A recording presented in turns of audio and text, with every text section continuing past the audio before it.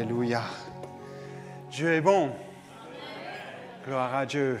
Voilà, merci à l'équipe Louange pour ces moments. On va encore avoir un moment après, vous inquiétez pas, hein, s'il y a encore des choses qui débordent sur votre cœur. Bienvenue à tous ceux que je n'ai pas eu l'occasion de saluer.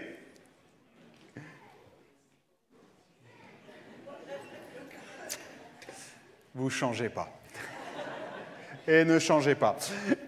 Voilà, on est heureux de se retrouver ce matin. Et vous savez, quand on discutait avec le pasteur Olivier et on se posait la question, on se disait, tiens, qu'est-ce qu'on va faire ? Et puis, on est parti sur l'idée que ce matin, de parler bien sûr sur la rentrée, vous l'avez compris, hein, sur l'investissement de chacun d'entre nous et voir un peu la place qu'on pourrait prendre et trouver dans l'Église et le service qui pourrait nous correspondre. Parce que c'est maintenant qu'il faut prendre des choix, c'est maintenant qu'il faut se tenir devant Dieu. C'est pas au milieu de l'année, au milieu de l'année sera déjà, excusez-moi de dire ça, trop tard. Toutes les équipes seront parties, les choses rouleront. Et je disais au pasteur Olivier, je lui fais, tu sais Olivier, j'ai envie de prêcher sur l'élection de Matthias. Acte 1. Elle n'a pas entendu, mais ça c'est le plus fidèle soutien qu'on a, c'est Isabelle. Et pourquoi ? Mais en fait, parce que j'aime les défis. Parce que prêcher sur l'engagement à partir d'un texte comme sur l'élection de Matthias comme remplaçant de Judas, c'est un défi. Parce que si je devais vous demander, mais qu'est-ce qu'on peut dire là-dessus ? C'est la première question que je me suis posée. Qu'est-ce qu'on peut dire là-dessus ? Qu'est-ce qu'on peut dire ? C'est vrai que c'est la rentrée, c'est le moment de s'investir et mon objectif, c'est vraiment que vous puissiez, au travers de ces moments qu'on va passer ensemble, réfléchir à ça, dire dans quoi je peux m'investir, où je peux aller. Et encore des tas de choses. Vous savez, il y a 15 jours, le pasteur Olivier et moi, on vous a présenté un peu des objectifs qu'on donnait à l'Église, des choses qui vont se mettre en place. Certaines sont déjà mises en place, d'autres vont se mettre en place par la suite.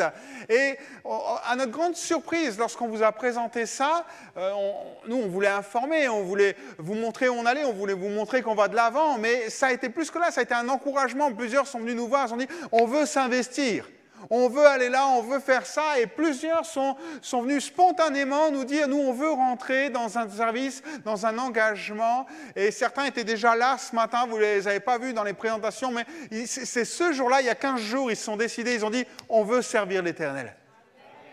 Et mon désir, c'est que vraiment chacun d'entre nous, on trouve notre place dans tout cela. Mais on vous a parlé que de tout compte fait de 8 secteurs. On ne vous a pas parlé de l'accueil. On ne vous a pas parlé de la pouponnière, là aussi, on a besoin de personnes. Tempo, donc vous avez vu un peu, on va en parler tout à l'heure, enfin c'est mon épouse qui va en parler tout à l'heure. On ne vous a pas parlé des femmes, on ne vous a pas parlé du ménage, du point café, du point info, de connexion, des travaux, de l'entretien du bâtiment, on ne vous a pas parlé de tout ça. Ce qui existe aussi. Et ce matin, j'aimerais que chacun d'entre nous puisse se dire, tiens, où est-ce que je vais m'engager cette année ? Quelle aventure tu as pour moi, Seigneur ? Vous l'avez chanté. Il me semble que le dernier chant, c'était marqué en dessous, consécration. Je ne sais pas si on réalise des fois ce qu'on chante.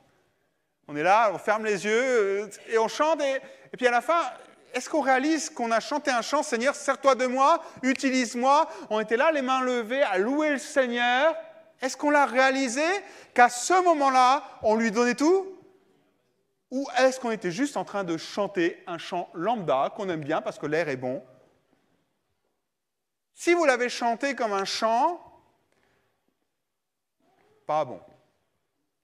Mais si vous avez réalisé les paroles qui étaient dedans, si vous les avez chantées comme une prière, comme un désir de votre cœur, c'est ce que disait le chant, hein ? Alors j'ai une bonne nouvelle pour vous. Dieu va vous parler ce matin. Parce que vous avez manifesté votre désir de vous engager.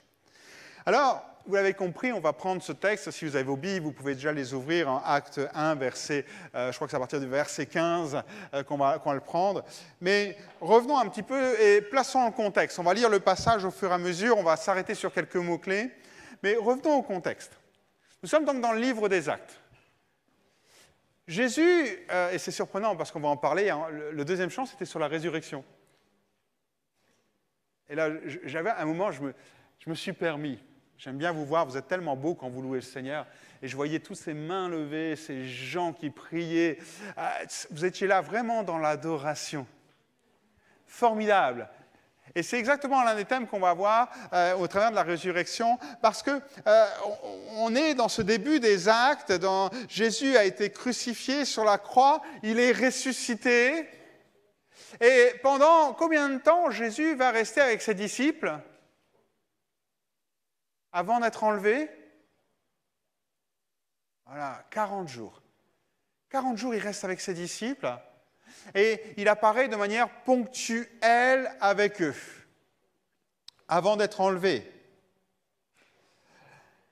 Et pendant ces 40 jours, et même juste à la fin, juste avant d'être enlevé, il va leur dire une phrase très forte, acte 1, verset 4. Il leur dira, comme il se trouvait avec eux, il leur recommanda de ne pas s'éloigner de Jérusalem, mais d'attendre ce que le Père avait promis, ce que je vous ai annoncé, leur dit-il. Donc là, il parle du Saint-Esprit qui devait descendre sur eux. Et les disciples vont prendre les choses au mot, ils sont là, ils sont disciplinés. Hein. Voilà, ils sont soumis à Jésus et ils vont commencer à prier. Ils vont avoir à peu près, du moment où Jésus est enlevé, c'est-à-dire 40 jours après la Pâque, jusqu'à la Pentecôte, qui est le 50e jour après la Pâque, donc 40 moins 50, ça fait 10 jours. 10 jours pendant lesquels ils vont se tenir devant Dieu. 10 jours pendant lesquels ils vont prier, ils vont lire la Bible. Tout compte fait, 10 jours pendant lesquels ils vont disposer leur cœur à rechercher la volonté de Dieu. C'est fort. Je peux poser une question, mais je ne veux pas de réponse. Quelle est la dernière fois où on a pris 10 jours et on s'est disposé pour chercher la face de Dieu pour notre vie? Je ne veux pas de réponse. C'est pour vous la réponse. Ils vont méditer, prier jusqu'à la Pentecôte. Et je vous disais, acte 1, verset 15 nous dit ceci. En ces jours-là, donc pendant cette période de 10 jours où ils sont là, ils recherchent la face de Dieu, ils sont dans ce qu'on appelle la chambre haute, il se passe quelque chose, vous imaginez, ils sont en prière, peut-être même qu'ils sont en jeûne et prière, d'accord? Et ça, il faudra aller voir le prophète Joël. Mais ils sont là en prière, et puis manifestement, ils méditent ou ils réfléchissent à la parole de Dieu. Et au moment, Pierre se lève. Pierre se leva au milieu des frères. Le nombre de personnes réunies était d'environ 120. Et il dit, « Hommes, frères, il fallait que s'accomplisse ce que le Saint-Esprit dans l'Écriture a annoncé d'avance par la bouche de David, au sujet de Judas, qui a été le guide de ceux qui ont saisi Jésus. Il était compté parmi nous. Il avait part au même ministère. Cet homme ayant acquis un champ avec le salaire du crime est tombé. Il s'est rompu par le milieu du corps, toutes ses entrailles se sont répandues. La chose a été si connue que tous les habitants de Jérusalem, tous les habitants de Jérusalem, que ce champ a été appelé dans leur langue Akeldama, c'est-à-dire champ du sang. Verset 20. Or, il est écrit dans le livre des psaumes que sa demeure devienne déserte et que personne ne l'habite. Donc, on se remet dans ce contexte. 120 personnes sont dans la chambre haute. Ils méditent, ils prient, peut-être qu'ils discutent un peu entre eux aussi. Et à ce moment-là, il y a un moment où Pierre se lève et il va citer la parole. Il va dire, voilà, Judas est mort, mais la Bible nous dit de le remplacer. Et pour ça, il cite deux passages dans les psaumes. Le psaume 69, versets 25 ou 26, selon vos traductions, qui dit que leur demeure soit dévastée et qu'il n'y ait plus d'habitants dans leur tente. Et le psaume 109, verset 8, que ces jours soient peu nombreux, qu'un autre prenne sa charge. Il y a plusieurs trucs qui m'interpellent. La première chose, c'est que l'appel, l'engagement qui va se passer concernant Matthias, commence déjà dans un temps de méditation, dans un temps de prière, dans un temps de recherche de la face de Dieu. Deuxième, c'est qu'il a pour fondation, pour origine, la parole de Dieu. Pierre n'est pas allé chercher le remplacement de Matthias ailleurs que dans la parole de Dieu. Il a cité les versets. Si j'avais pu être là, à ce moment-là, j'aurais posé une question à tout le monde, là. J'aurais dit, attendez, vous vous réveillez là ou quoi? Ça fait 40 jours que Judas il n'est plus là et qu'il est mort. Pourquoi vous faites ça maintenant? Pourquoi vous faites ça 40 jours après? Vous n'aurez pas pu le faire juste le lendemain ou à un autre moment plus proche? Puis j'ai une autre question qui me vient à l'esprit. Pourquoi pendant ces 40 jours, Jésus n'a pas dit « un tel va remplacer Judas » ? Je ne sais pas si vous... Il n'y a que moi qui me pose des questions comme ça. Mais pourquoi maintenant? Pourquoi 40 et quelques jours après? La première chose, et ce ne sont que des hypothèses, c'est que rien n'est fait dans la précipitation. Et ça, c'est important aussi parce que des fois, à notre époque, on a vraiment une pression pour aller vite, pour que tout aille vite. Mais là, rien n'est fait dans la précipitation. Ils vont mettre une quarantaine de jours à le faire, plus d'1 mois. Et pourquoi maintenant? Parce qu'ils disposent leur cœur. Avant, ils s'appuyaient beaucoup sur Jésus. Tout compte fait, Jésus était là, présent, il se nourrissait de lui. D'ailleurs, Jésus le dit lui-même. Ils n'ont pas besoin de jeûner puisqu'ils m'ont. Ils n'ont pas besoin de prier puisque je suis là. Donc, tant qu'il est là, ça va. Et maintenant qu'il n'était plus là, il y avait cette recherche qui était là, il y avait une disposition de cœur qui allait se mettre en place. Mais tout compte fait qu'il va être le point de départ pour choisir un remplaçant à Judas, mais aussi le point de départ pour que quelqu'un réponde à l'appel. Je crois bien que, et ça on ne le souligne pas souvent, mais je crois bien que Matthias avait accepté cette tâche. Parce que tous ici, si on nous dit « Tiens, tu vas faire ça, mais qu'on n'a pas envie de le faire », il y a de fortes chances qu'on ne le fasse pas. Et je pense que ça aurait pu être la même chose pour Matthias. Il aurait pu refuser, tout simplement. Donc je pense qu'il a répondu à l'appel. Maintenant, qu'est-ce qui motive encore plus Pierre et tous les disciples de trouver un remplaçant à Judas? Et je pense que ça, c'est aussi une notion qu'on a tendance à oublier lorsqu'on sert l'Éternel. C'est la notion éternelle. L'éternité. N'oubliez pas que sur Terre, tous, autant qu'on est, on prépare notre éternité. On prépare notre éternité. Et on prépare notre éternité au travers de notre service. Lorsque Judas a décidé de renier, de trahir Jésus et ensuite de se donner la mort, il s'est mis lui-même en dehors du projet de Dieu pour sa vie, pour l'éternité. Pourtant, Jésus avait dit, Matthieu 19, versets 27 à 28, lorsque Pierre l'interroge et lui dit « Voici, nous avons tout quitté et nous t'avons suivi, qu'en sera-t-il pour nous ?» Jésus leur répondit « Je vous le dis en vérité, quand le Fils de l'homme, au renouvellement de toutes choses, sera assis sur le trône de sa gloire, vous qui m'avez suivi, vous serez de même assis sur 12 trônes et vous jugerez 12 tribus. » Mais maintenant, il n'y en a plus qu'11 pour juger 12 tribus, qui en réalité sont 13. Ok, parenthèse. Allez relire la Bible, vous allez voir qu'il y a 13 tribus. Mais à partir de là, Jésus dit, il y a 12 trônes, 12 personnes qui doivent être là. Et tout compte fait, maintenant, vous n'êtes plus que 11.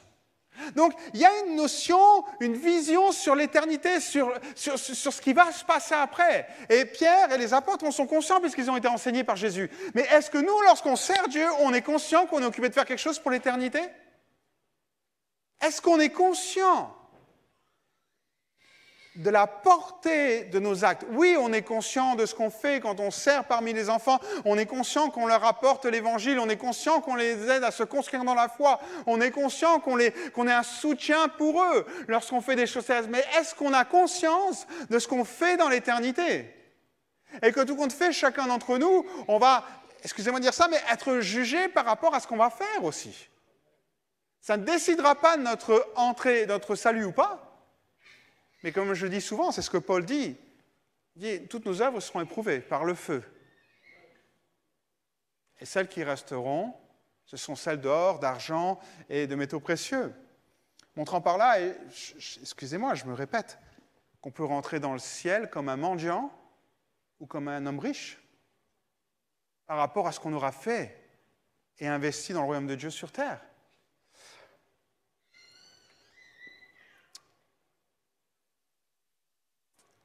Matthieu dira ceci, donc c'est Jésus qui parle, Matthieu 10, versets 41 et 42, il dira ceci. « Celui qui reçoit un prophète en qualité de prophète recevra une récompense de prophète.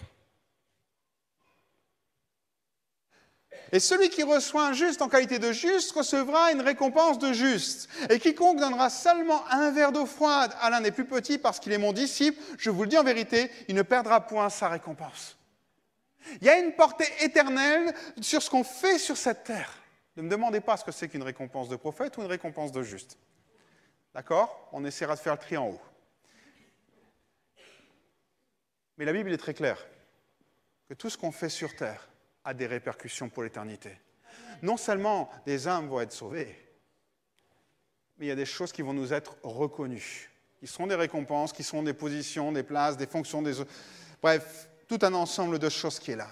Aujourd'hui, lorsque Judas a été remplacé par Matthias, Pierre et tous les disciples avaient une chose en tête, on a besoin d'un remplaçant pour l'éternité.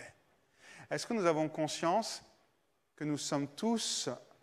est-ce que nous avons conscience de la portée de ce que nous faisons dans le service? Ce n'est pas juste sur cette terre. La portée est éternelle. Et on prépare, frères et sœurs, notre éternité. On continue notre lecture, versets 21 et 22. Il faut donc que parmi ceux qui nous ont accompagnés tout le temps que le Seigneur Jésus a vécu avec nous, depuis le baptême de Jean jusqu'au jour où il a été enlevé du milieu de nous, il y en ait un qui nous soit associé comme témoin de la résurrection. Je disais qu'on allait parler de la résurrection. Alors ici, c'est intéressant. Donc, on a vu que la première chose que Pierre fait, c'est qu'il s'inspire de la parole de Dieu. Ce qui est à l'origine de toute chose, c'est qu'il se plonge dans la parole de Dieu, il nous sort 2 versets. Personnellement, je ne sais même pas si j'aurais sorti ces versets-là pour justifier ce qui va suivre, mais bon, il est inspiré par le Saint-Esprit, il le fait, d'accord? Et puis, après, il commence par ces 2 mots, « il faut ». Il faut, ça n'a rien de spirituel. Il faut, c'est une nécessité logique. Maintenant, on va réfléchir un petit peu. Il faut que quelqu'un le remplace.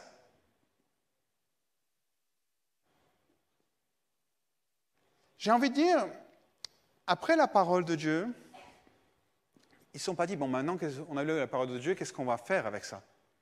Il y a une logique. C'est normal. Ils utilisent leur bon sens pour faire les choses.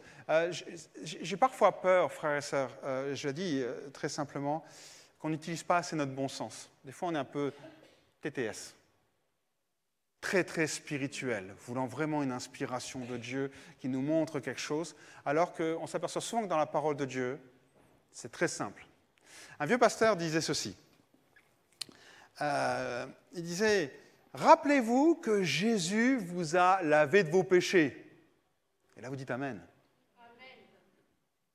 Rappelez-vous que Jésus vous a lavé de vos péchés. Amen. Mais il n'a pas lavé votre cerveau. Il n'a pas lavé votre cerveau. Et on est invités, nous aussi, à réfléchir. On a du bon sens. On est intelligent, on a des capacités de réfléchir à ce que l'on voit, à ce que l'on vit, et de prendre aussi les bonnes décisions. Et ça, des fois, j'ai le sentiment qu'on met ça un peu de côté. Et Pierre va... Et vous allez voir comme ça coule de source, comme c'est tellement limpide ce qu'il dit. Qu'est-ce qu'il dit? Il faut, et là il donne 2 conditions. Il faut que celui qui remplace Judas, il remplisse 2 conditions. Vous avez vu les 2 conditions? La première, avoir accompagné Jésus depuis le baptême de Jean jusqu'au jour où il est enlevé au milieu de nous.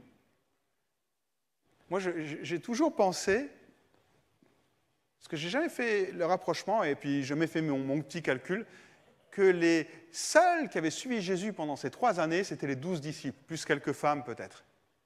On s'aperçoit qu'ils sont au moins 14. Avoir suivi Jésus depuis le baptême jusqu'à sa mort, et bien après. Puisqu'ils vont en présenter 2, donc il y en a au moins 2 de plus. Plus les 12, ça fait au moins 14. Vous me suivez dans mon raisonnement? C'est tellement logique ce que dit Pierre. Oui, mais il faut quelqu'un qui ait fait le même parcours que nous. Il faut quelqu'un qui ait connu Jésus, qui l'ait vu accomplir des miracles, ressusciter des morts, qui ait entendu son enseignement, qui ait été enseigné en aparté, mais qui ait aussi connu les moments plus compliqués d'opposition avec les pharisiens, les moments où peut-être même certains disciples sont partis, l'ont quitté parce que son enseignement était trop dur pour eux. Ces moments où ils ont dû connaître le moment de l'arrestation de Jésus. En réalité, pas juste des gens qui ont tout bien vécu, mais qui ont été à 100% avec Jésus quand ça allait bien et quand ça allait moins bien. Des gens qui ont été avec lui. C'est le premier critère. Des gens qui ont été présents tout au long de cette période.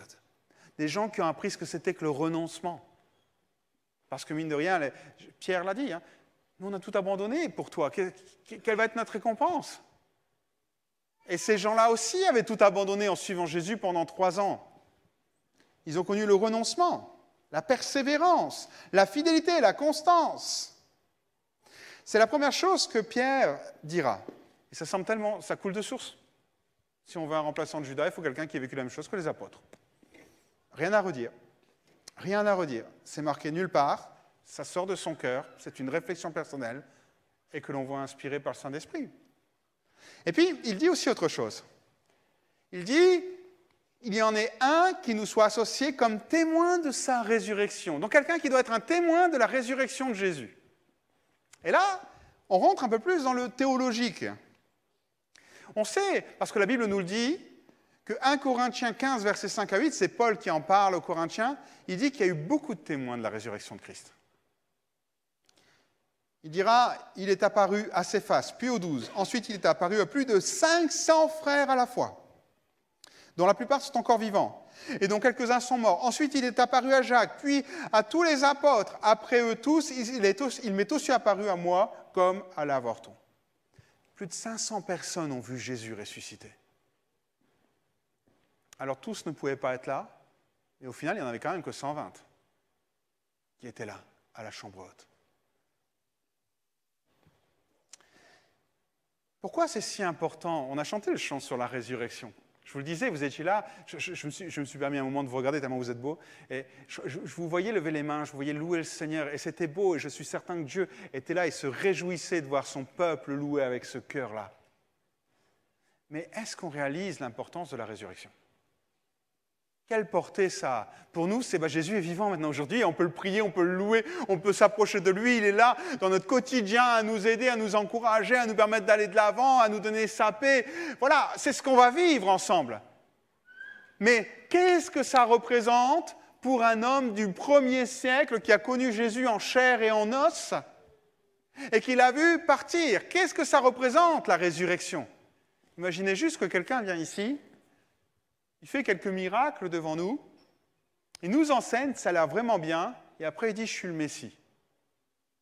Alors vous allez dire « non, mais nous on connaît la Bible, on sait que ce n'est pas possible ». D'accord? Mais imaginez que vous êtes au 1er siècle. Faut quand même, je me mets à la place des premiers disciples, ça a dû être compliqué quand même, de croire en cela et de mettre toute sa foi et sa confiance en Jésus. Parce qu'il était un homme comme eux. Donc il fallait être témoin de sa résurrection. Parce que lorsqu'on est témoin de la résurrection de Christ, qu'on fait partie de ces 500 qui l'ont vu, eh bien, il y a plusieurs choses qui vont être évidentes pour nous. Il y a un enseignement, une doctrine qui va prendre place et on va comprendre. Permettez-moi d'aller un petit peu plus loin. On va reconnaître, si on est témoin de sa résurrection au 1er siècle, que Jésus est le Fils de Dieu. Pour nous, c'est une évidence. Imaginez-vous que quelqu'un vienne vous voir et dit « je suis le Fils de Dieu ». Comment vous allez recevoir? Beaucoup d'entre nous seraient très sceptiques, hein? Pour ne pas dire carrément le voir ressuscité, c'est réaliser qu'il est le Fils de Dieu. C'est ce que Paul dira, Romains 1, verset 4. Et déclaré Fils de Dieu avec puissance selon l'Esprit de sainteté par sa résurrection d'entre les morts. La résurrection, lorsque Matthias a assisté à la résurrection, il ne pouvait plus douter qu'il était le Fils de Dieu, il venait d'être ressuscité par le Père en lui-même. Son enseignement, l'enseignement de Jésus, était validé, si je peux dire ça comme ça. Mais en même temps, en tant que futur prédicateur, parce que les 12 vont quand même être les 12 futurs prédicateurs qui vont propager l'Évangile, il fallait être sûr, il fallait que la doctrine soit solide, il ne fallait pas l'altérer. Et lorsqu'il est ressuscité, il est aussi le garant que nous allons nous-mêmes être sauvés. Paul le dit, Romains 4, versets 24 à 25. Elle nous concerne nous aussi, car la foi sera aussi portée à notre crédit, à nous qui plaçons notre confiance en celui qui a ressuscité des morts Jésus, notre Seigneur. Il l'a livré pour nos fautes et Dieu l'a ressuscité pour que nous soyons déclarés justes. Il est ressuscité pour que nous soyons déclarés justes, sauvés. C'est important. Vous imaginez que Mathias dise « Non, moi, je n'enseigne pas ça ». Ça aurait quand même fait bizarre, non, l'équipe ? Continuons. Encore 2 points, pour m'attarder sur cela. Hein. La Bible dit qu'il est le premier à être ressuscité. C'est qui les suivants ? Il n'y a pas de piège. Hein. C'est qui les suivants ? Nous. OK. 1 Corinthiens 15, verset 20. Mais en réalité, le Christ est bien revenu à la vie et comme les premiers fruits de la moisson, il annonce la résurrection des morts.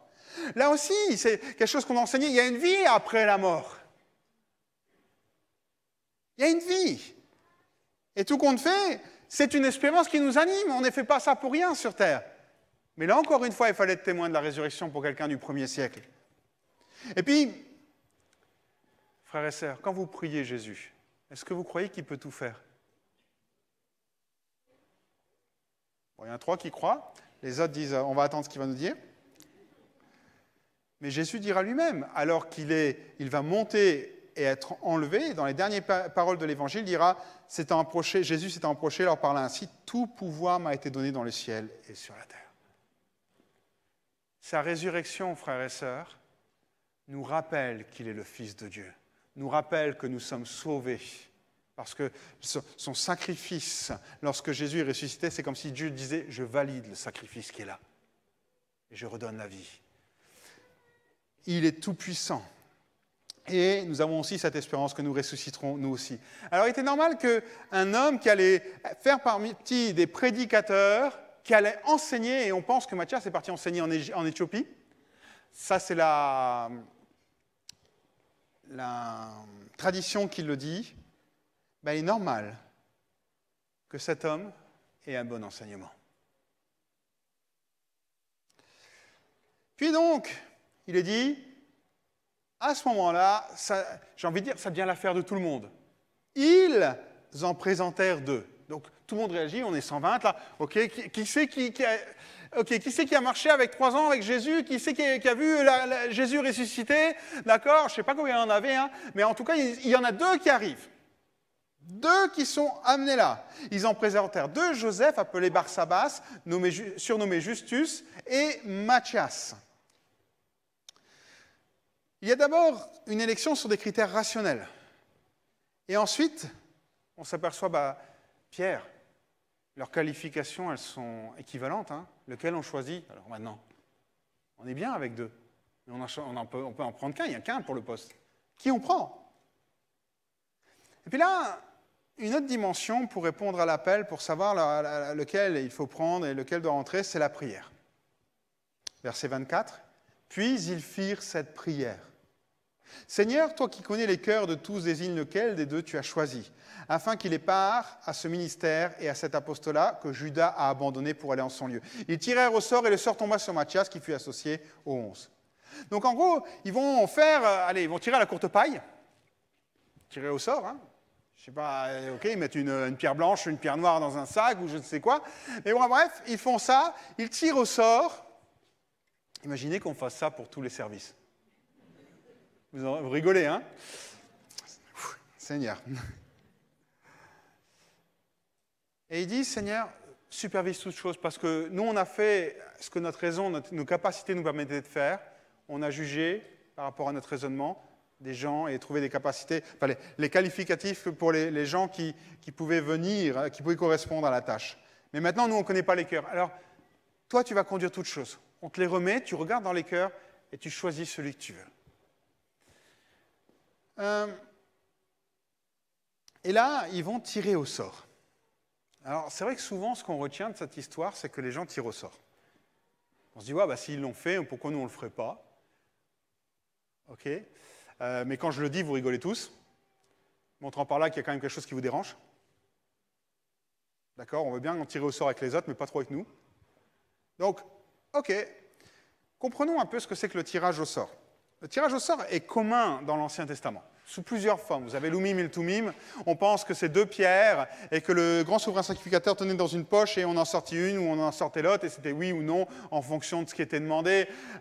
Mais remarquez quelque chose, allez, je vais faire une parenthèse et je vais englober tout ça. Les toisons, c'est pareil. C'est une espèce de tirage au sort. Lorsque Jacob dit, je vais mettre la toison, et Seigneur, s'il n'y a pas de rosée dessus, ça veut dire ça, mais s'il y a de la rosée, ça veut dire ça. C'est pareil, c'est un espèce de tirage au sort. C'est un peu, ok, Seigneur, qu'est-ce qui va se passer dans tout cela? Après, on tirait au sort de plusieurs manières pour choisir les gens. Par exemple, l'affectation du bouc.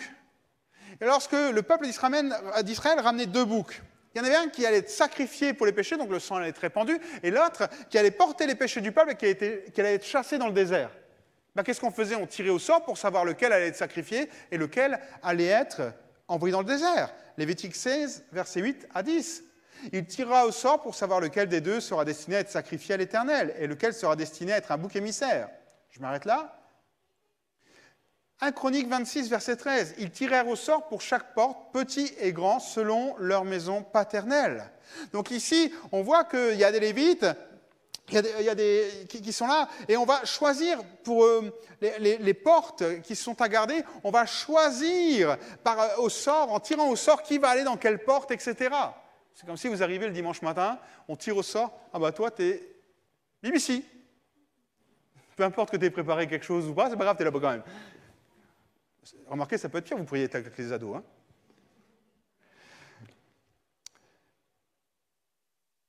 Proverbe 16, verset 33, il dit « On jette le sort dans les pans du vêtement du prêtre, mais c'est de l'Éternel que dépend toute décision. » En gros, ce que ce verset nous dit, c'est que c'est de l'Éternel que vient toute décision. C'est lui qui a le dernier mot. C'est lui, il n'y a pas de hasard. Ou si vous écrivez le mot hasard, comme j'ai déjà dit, vous l'écrivez avec un D majuscule. D'accord? Vous avez compris? Je vais regarder là. D majuscule comme Dieu. C'est simple. D majuscule comme Dieu, parce que c'est Dieu qui est aux commandes de tout. Le hasard n'existe pas.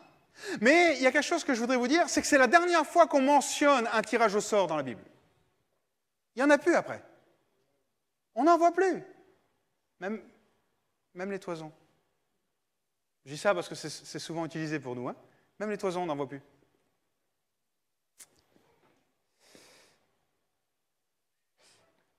Comprenons quelque chose, et je pense que les disciples en étaient pleinement conscients, et nous devons aussi en être conscients. Qu'est-ce que font les disciples lorsqu'ils sont dans la chambre haute? Qu'est-ce qu'ils attendent? Ils attendent le Saint-Esprit. Comment Jésus leur a présenté le Saint-Esprit? Jean 14, verset 26. « Mais le Consolateur, l'Esprit Saint que le Père enverra en mon nom, vous enseignera toutes choses, vous rappellera tout ce que je vous ai dit. » À partir du moment où le Saint-Esprit sera là, c'est le Saint-Esprit qui va parler. C'est le Saint-Esprit qui va agir, c'est le Saint-Esprit qui va conduire. J'ai presque envie de dire, et ça je vous laisse chacun dans votre cœur, qu'on n'a plus besoin de tirage au sort. Parce que maintenant le Saint-Esprit va parler. Maintenant le Saint-Esprit va parler à chacun d'entre nous. Va agir dans le cœur de chacun d'entre nous. Remarquez, allez, on fait une petite étude ensemble sur la volonté de Dieu. Comment connaître la volonté de Dieu? Regardez, on va prendre 3 versets, il y a un 4e après, mais 3 versets. Et remarquez les verbes qui sont employés pour connaître la volonté de Dieu. Paul aux Romains, Romains 12, verset 2. « Ne vous conformez pas au siècle présent, mais soyez transformés par le renouvellement de l'intelligence, afin que vous discerniez quelle est la volonté de Dieu. » Discerner. Il n'est pas dit que vous allez le recevoir par une prophétie. Il n'est pas dit qu'il va y avoir un ange du ciel qui va descendre. Ok, je continue et je vais continuer de développer ça après. Éphésiens 1, verset 9. Nous faisons connaître le mystère de sa volonté selon le bienveillant dessein qu'il a formé lui-même. Éphésiens 5, verset 17. C'est pourquoi ne soyez pas inconsidérés, mais comprenez quelle est la volonté du Seigneur. Je vous le disais, on ne parle pas de révélation. Et c'est comme si, à partir d'un moment, Paul, en prenant ces 3 mots, discerner, connaître, comprendre, il faisait appel à nos facultés, à nos raisonnements, à notre logique, à notre analyse, notre réflexion. Pourquoi il peut se le permettre? Parce que chacun d'entre nous, on est devenu le temple du Saint-Esprit. En devenant le temple du Saint-Esprit, le Saint-Esprit peut agir en dedans de nous. Il peut nous faire connaître, nous aider à discerner. Il peut nous amener à comprendre la volonté de Dieu. Si on va un petit peu plus loin, Colossiens 1, verset 9, Paul dira ceci. « Aussi, depuis le jour où nous avons entendu parler de vous, nous aussi, nous ne cessons de prier Dieu pour vous. Nous lui demandons qu'il vous fasse connaître, encore une fois, pleinement la volonté, en vous donnant par le Saint-Esprit une entière sagesse et un parfait discernement. » Qui c'est qui donne cette connaissance de la volonté de Dieu? Le Saint-Esprit. Dernier tirage au sort avant que le baptême du Saint-Esprit n'ait lieu. La sagesse, c'est la connaissance pratique. Le discernement ou l'intelligence, selon version, c'est une juste appréciation des choses, une perception correcte, une faculté de juger une situation et de trouver les moyens appropriés d'agir selon la volonté de Dieu. Tout ça, Paul est en train de dire, connaître la volonté de Dieu, ça se fait par l'action du Saint-Esprit en vous. Vous êtes devenu le temple du Saint-Esprit, le réceptacle. Et c'est comme si Paul disait, il va utiliser toutes vos facultés, votre intelligence, votre sensibilité, pour connaître la volonté de Dieu et vous guider là-dedans. Un théologien dit ceci, il ne s'agit pas de recevoir une illumination spirituelle indépendamment de nos facultés intellectuelles, qui sont les moyens de notre perception. L'Esprit emploie ces facultés dont il nous a dotés. N'oubliez pas que vous êtes créés par Dieu. Créature merveilleuse que vous êtes. Amen. C'est ce que vous dites tous les matins en regardant la glace. Et si Dieu nous a créés, il sait nous utiliser, il sait nous parler, il sait nous accompagner dans toutes ces choses-là. C'est pour ça qu'on arrive à ce moment où le tirage au sort n'est plus nécessaire, puisque chacun d'entre nous, on a reçu le Saint-Esprit, le baptême du Saint-Esprit aussi. Chacun d'entre nous, le Saint-Esprit peut agir de l'intérieur. Alors, je ne vais pas être plus long, hein. On arrive à la fin, je voudrais conclure. Et peut-être en posant 2 questions à chacun d'entre nous. Qu'est-ce que Dieu attend de nous? Je ne parle pas de nous, je vais le dire autrement. Qu'est-ce que Dieu attend de moi? Posons-nous cette question. Qu'est-ce que Dieu attend de moi cette année? Il y a peut-être des places qui sont vacantes, et comme celle de Judas qui était restée vacante. Il y a peut-être dans votre cœur quelque chose qui boue et qui, pour répondre à un appel, peut-être qu'il y a, oui, en effet, une place vacante. Je vous le disais, on a besoin du monde à la pouponnière, on a besoin du monde au ménage. Ça ne change pas, mais on a besoin aussi encore du monde, je le disais tout à l'heure, au pré-ado et dans bien d'autres choses encore. Peut-être que simplement, c'est, oui Seigneur, le bon sens fait que je pense que je dois aller là-bas. Ou peut-être tout simplement qu'au fond de toi-même, il y a un appel qui résonne. Alors, vous savez comment je suis, j'aime pas faire les choses dans la précipitation. Après tout, les apôtres ont mis une 40aine de jours pour trouver le remplaçant de Judas. Mais j'aimerais que chacun d'entre nous, on puisse prendre le temps de lire la parole de Dieu, la méditer, de vraiment dire « Seigneur, parle-moi dans ces instants. Montre-moi là où tu souhaites que je m'investisse. » Que vous puissiez vous-même vous poser et avec votre bon sens, votre intelligence, vos connaissances de vous-même, de vos capacités, de vos qualités, vous puissiez dire « Peut-être que là, je pourrais apporter quelque chose. Peut-être que là, je serai efficace. » Et puis enfin, par la prière, demandant au Saint-Esprit de vous conduire, de vous parler, pour apprendre à connaître, à discerner la volonté de Dieu. Vous puissiez dire, Seigneur, montre-moi où tu veux que j'aille. Et je finis avec une dernière chose qui, je pense, n'est pas la moindre. Je pense que certains vont pouvoir me répondre. Qu'est-ce que ça veut dire, Mathias? C'est don de Dieu. Est-ce que chacun d'entre nous, on peut réaliser qu'on est un don de Dieu pour l'autre? On a un don de Dieu pour les enfants, pour les femmes, pour celui qui est à ta droite, celui qui est à ta gauche. On est un don de Dieu. On est quelqu'un qui est offert par Dieu pour tous ceux que vous voyez dans cette salle. On a besoin, frères et sœurs, de le réaliser pour pouvoir aller plus loin. Alors, si vous le permettez, je vais juste vous inviter. Est-ce que vous êtes d'accord qu'on se lève ensemble avant de chanter un chant? Et j'aimerais juste qu'on puisse prier ensemble. Et j'aimerais prier pour vous. Je ne vais pas faire d'appel, je ne veux pas faire d'appel à venir devant, je ne veux pas vous inviter à lever la main. Je veux simplement que chacun d'entre vous puisse prendre ce temps devant Dieu. Et si Dieu vous a déjà parlé, s'il y a déjà des choses qui résonnent dans votre cœur, alors oui, prenez-les devant. Allez-y. Si ce n'est pas le cas, recherchez Dieu et demandez-lui vraiment de vous conduire pour toutes choses. Seigneur, ce matin, on est rassemblés dans ce lieu, Seigneur.